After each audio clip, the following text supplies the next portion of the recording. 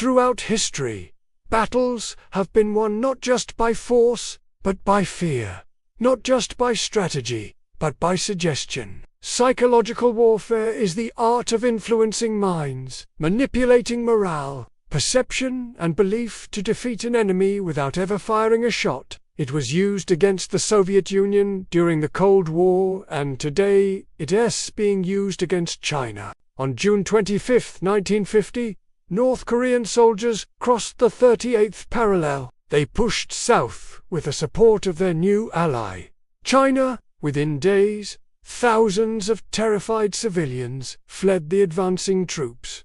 Homes were burned and destroyed. The retreating South Koreans were terrified of what the North had in store for them. So they did something desperate. They began dropping leaflets, millions of them. The leaflets claimed that the war was over. The South had surrendered. All they had to do was lay down their arms, and the North would spare their lives. This was a trick. The leaflets weren't coming from the South. They were coming from the US military. It was a way to get inside the heads of the North Korean soldiers. What's the point of fighting for a side that has already lost? American planes flew similar missions over Vietnam and Afghanistan. They dropped millions of leaflets urging people to overthrow their leaders. Sometimes it worked, sometimes it didn't, but it was a useful tool nonetheless.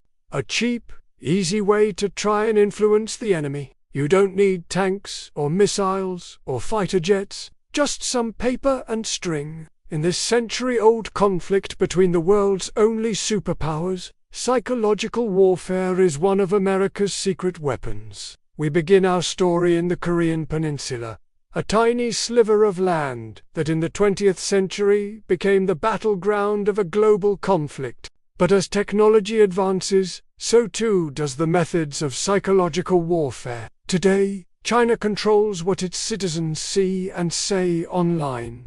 Dissidents who speak out against the regime disappear.